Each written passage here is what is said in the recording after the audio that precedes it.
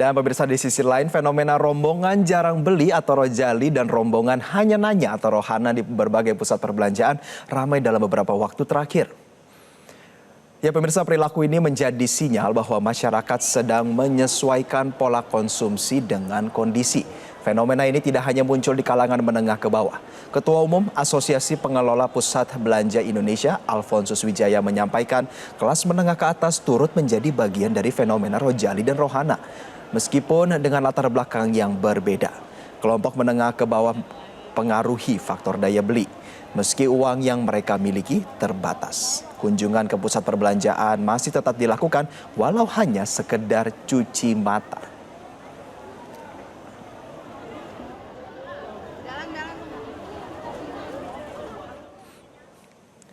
Nah pemirsa, ternyata sebagian besar masyarakat mengaku mereka golongan rohana atau rombongan hanya nanya. Untuk mengetahui lebih lengkapnya, berikut liputan jurnalis Metro TV Rona Marina dan juru kamera Guntur Wibowo dalam segmen Warga Bicara.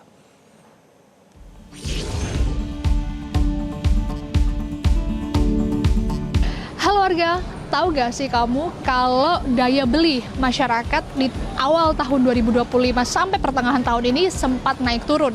Meskipun pada awal Juli ini, Menteri Keuangan Sri Mulyani menyatakan kalau daya beli masyarakat ini masih tergolong aman, padahal di Maret kemarin ini sempat menurun. Nah, ternyata ada fenomena unik di tengah masyarakat. Yang pertama, ada yang disebut dengan rojali atau rombongan jarang beli.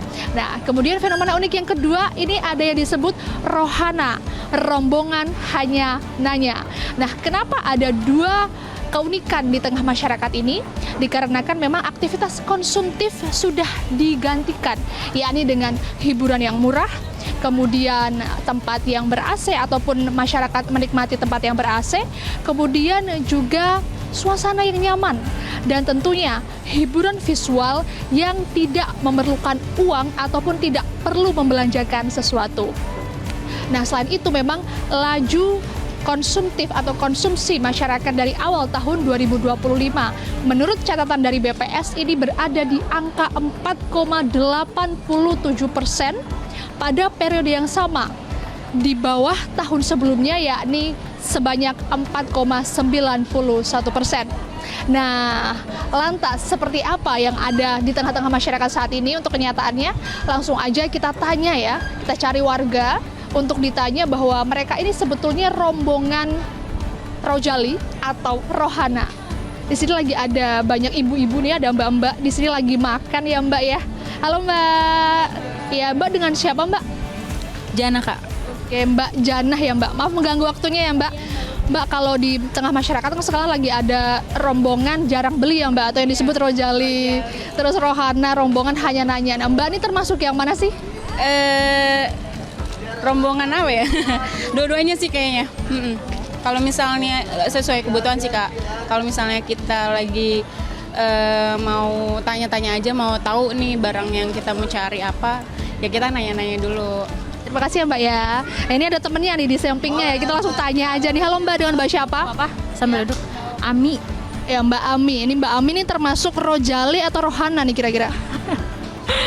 Kalau saya sih kayaknya dua-duanya, cuman lebih ke kalau emang ke Tanah Abang itu biasa kalau emang ada kebutuhan, saya masih lihat dulu nih di online ada apa enggak, di Tanah Abang ada apa enggak. Nah kalau misalnya emang di Tanah Abang ada, saya bakalan kesini. Jadi nanya-nanya dulu, kalau misalnya compare nih, kalau misalnya harganya sama, ya saya pasti beli di sini, maksudnya pasti beli di Tanah Abang. Baik, makasih banyak ya Mbak Ami dan juga Mbak Janah tadi untuk wawancaranya bersama kami. Nah, kita cari satu orang lagi ya di sini. Ada ibu-ibu cantik nih di sini. Ada mbak cantik nih yang lagi mau beli ya. Halo Mbak, selamat sore. Selamat sore. Ya, dengan Mbak siapa? Dara. Ya, Mbak Dara. Ini Mbak Dara tahu nggak sih fenomena rojali rombongan jarang beli dan rohana rombongan hanya nanya? Tahu. Nah, Mbak ini termasuk yang mana? Aku ke rohana sih. Iya. Rohana rombongan hanya nanya berarti ya. Nah, ini kenapa? Karena ini harga, terus ekonomi juga sekarang sih. Banyak yang di samping nih kayaknya pengen ikut ngobrol juga nih kayaknya. Halo Mbak, boleh dong kenalan ini dengan Mbak siapa? Ulan. Mbak Ulan ya Mbak. Mbak Ulan nih termasuk rombongan rojali atau rohana nih Mbak? Rohana juga. Rohana rombongan hanya nanya ini kenapa nih Mbak? Karena kita kan nanya dulu ya, kalau udah tahu harga baru kita beli gitu. Nah, Mbak, ada nggak sih harapan-harapan tertentu gitu karena sekarang kan di masyarakat ada fenomena ini gitu ya, Rohana dan Rojali ini, ada nggak sih harapannya? Harapan untuk penjual atau pembeli? Untuk pembeli, ya harapnya itu harganya lebih turun gitu ya. Tapi tergantung kualitas juga sih. Bajunya kan barang-barangnya tergantung kualitas juga. Harapan dari masyarakat ini agar harga-harga termasuk dari sandang pangan papan, terutama yang mereka gunakan untuk sehari-hari atau barang pokok, ini bisa lebih stabil lagi dan juga sesuai dengan pemasukan mereka. Dari Jakarta, Rona Marina, Guntur Wibowo, Metro TV. Dan pemirsa, untuk mendalami tren munculnya Rojali dan Rohana ini, kita akan langsung berbincang dengan Ketua Umum Perhimpunan Peritel dan Penyewa Pusat Perbelanjaan Indonesia atau HIPINDO, Budi Harjo Iduansyah. Pak Budi, selamat pagi. Selamat pagi, Mas. Ya, Pak Budi, apakah Anda mengenal sosok Rojali dan Rohana ini? Dan bagaimana Anda menganalisa tren ini, terutama dalam kaitannya pada kemampuan daya beli masyarakat kita? Ya, sebenarnya kalau kami yang di tenan ya, atau di pusat perbelanjaan, terutama yang di mall, bahkan juga ada yang di bandara. Perbedaan yang di mall itu memang lebih banyak yang Rohana dulu, mereka nanya-nanya dulu. Kalau untuk yang produk non-food ya. Jadi memang ini dari dulu sih, kalau orang ke pusat belanja offline, mereka tuh nggak langsung mau beli, kecuali memang udah pasti ada daftar belanjaannya ya, seperti itu. Nah, untuk Rohana itu dari dulu mereka mengecek dulu, membanding-bandingkan, bisa baliknya minggu depannya lagi. Nah, dulu. Nah, sekarang udah ada online. Mereka membandingkannya bahkan dari rumah sudah tahu harganya, mungkin produknya, lalu mereka mencari promo atau diskon di pusat belanja, atau mungkin membandingkan lagi ada poin reward atau enggak, ada hadiahnya enggak, misalnya mallnya memberi hadiah kalau belanja di mall mereka, atau tenannya memberikan dalam event-event itu diskon. Nah, itu memang sudah menjadi kecerdasan konsumen saat ini sih kalau menurut kami. Begitu sih, Artinya, Mas. Ya, artinya cek fisik secara offline dibelinya secara online ya. Lalu bagaimana upaya menarik perhatian mereka, Pak Budi, untuk tetap membeli? Karena konsumsi rumah tangga kita ini masih belum menyentuh angka 5% ya, belum bisa pulih nih sampai era sebelum pandemi, Pak Budi. Nah, untuk itu maka kami dari HIPINDO bersama Asosiasi Mall, APPBI, asosiasi lainnya, dengan asosiasi retail lainnya, kami menginisiasi gerakan Bina, belanja di Indonesia aja. Nah, di dalam belanja di Indonesia aja itu, kami terutama menghindari yang Rojali. Rojali itu kan rombongan jarang beli itu ya. Karena pada saat kami melakukan Bina itu, kami mengkoordinasikan semua dari pusat belanja, mallnya, suppliernya, agar kita bersama-sama memberikan barang yang bagus, yang murah, yang tadi disampaikan oleh konsumen tadi, terbaik kualitasnya juga. Dan paling penting adalah saat ini problem kita adalah jenis barangnya. Jadi di pusat belanja kami ini saat ini terutama bukan untuk produk-produk tertentu yang import, itu kami mengimport secara resmi. Nah, untuk itu kami menghadapi banyak kendala untuk mendatangkan barang-barang yang jenisnya banyak di luar negeri. Jadi di-compare dengan mall di luar negeri, mall-mall kita tuh barangnya ragamnya kurang banyak untuk barang-barang branded ya, dan resmi dimasukkan ke secara Indonesia. Jadi banyak turis Indonesia tuh berbelanja ke luar negeri. Nah, ini yang kita harapkan Rojalinya itu menjadi rombongan belanja dan beli ini. Kalau dari kami maunya gitu ya, belanja dan beli itu kami butuh dukungan dari semua pihak, terutama pemerintah, agar memberi kemudahan untuk barang-barang baik dari segi elektronik maupun non-food lainnya bisa banyak ragamnya bisa kita import. Namun untuk teman-teman restoran, F&B masih tetap bagus, karena kan pada saat orang nanya-nanya ataupun datang ke mall itu pasti ujungnya adalah mereka akan mungkin nongkrong atau minum dan makan siang, makan malam, dan mungkin ngopi gitu di mall. Artinya Pak Budi bahwa berkunjung ke pusat perbelanjaan untuk makan itu masih relatif stabil kah begitu? Lalu sektor non primer apa saja yang sangat terdampak dari penurunan daya beli masyarakat ini, Pak Budi?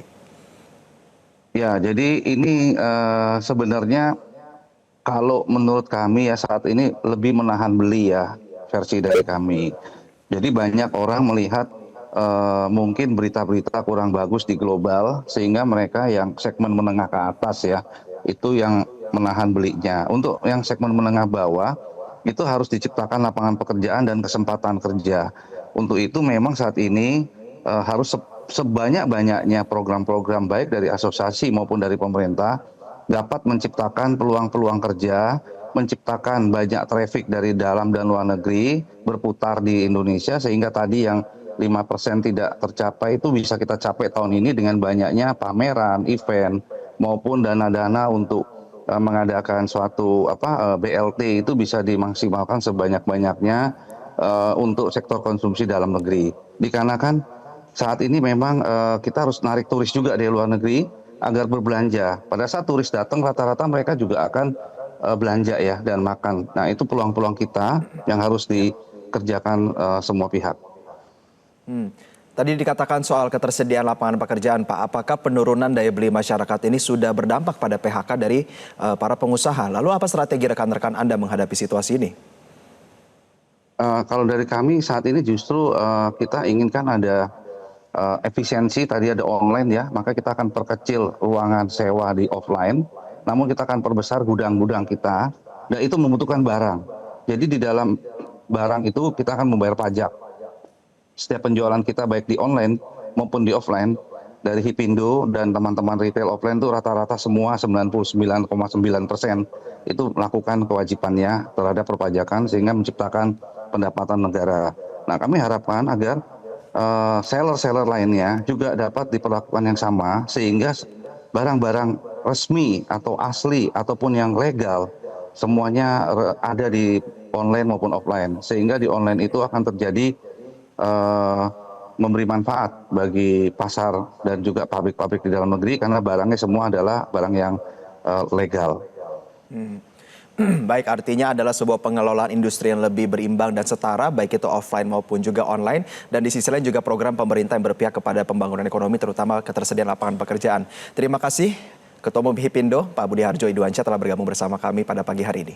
Jelajahi cara baru mendapatkan informasi. Download Metro TV Extend sekarang.